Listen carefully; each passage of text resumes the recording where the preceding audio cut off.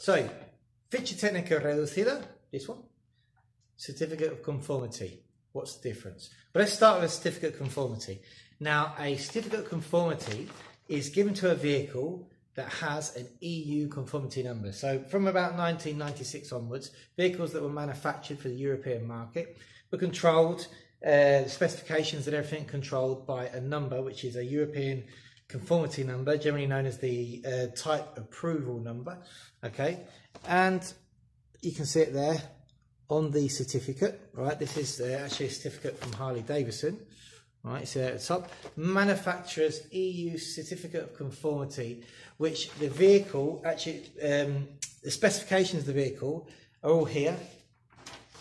And any country where you're registering a vehicle from another EU country, their technical department can work off of this certificate to make sure that the vehicle you're trying to register meets the standards, meets the requirements. It is the vehicle, you know, so it'll have all the relevant numbers on there, the chassis number, the VIN number, everything else. So when you come to Spain and you bring a vehicle, for example, from the UK to Spain, if that vehicle has an EU conformity number, a type approval number, with a manufacturer's certificate of conformity, when we go to the ITV centre, they work from this, not the V5, they work from this, and they'll measure it and they'll just check that everything's correct with the vehicle. There's been no unauthorised modifications or anything like that.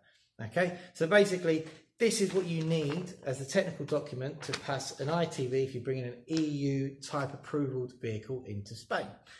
Now, if you haven't got one of these, because these can be quite labour intensive and expensive to get, so you can get one of these from your manufacturer. They can typically cost between 100 and 200 euros, but they can take a while to come through. And generally, vehicles from the UK don't have this vehicle, or don't have this document when you buy them. Normally, vehicles that come from within the EU, like countries like Holland, Germany, and Belgium, typically, I don't know for whatever reason, but when we're registering them, actually have these certificates with them. But what do we do if you haven't actually got one of these certificates? Well, what we do is, instead of going to the manufacturer to get certificate of conformity, which can take a month or so and maybe slightly more expensive, is we get the equivalent document here in Spain, which is called a Ficha tecnica reducida, and it's done by a technician here. Okay, that is what it looks like, very similar to the certificate of conformity, as you can see.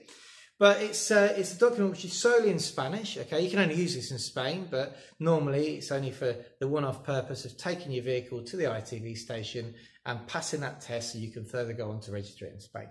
As you can see, this document has exactly the same specifications on it as a certificate of conformity. All right, it's got the, there you go, the type approval number on it there. I think you can see it. And the benefits of getting this document is that A, generally they're a bit cheaper. Okay, so the prices, they're around 100 euros plus VAT, but depending on who you use, where you get it. A lot of times you can buy them on the internet from technicians that work on the internet, but then if you have a problem with a document, it's really hard to get hold of them. As for example, we've got our technicians that basically work on site. So if there is a problem, we get it like that. We can get them done in 24 hours, which means that if we do manage to slot a vehicle in quickly for its ITV, we can get this done.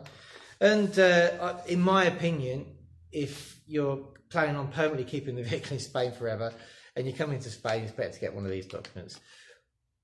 The difference between this document and certificate of conformity as well is that if you're bringing in a vehicle which hasn't got a type approval number, but you can legally bring in, for example, for change of residence, okay, which waives the need for a type approval number because it's your vehicle and you're allowed to bring that vehicle from your original place of residence to another country, then we can use this as the technical requirement sheet to pass the ITV.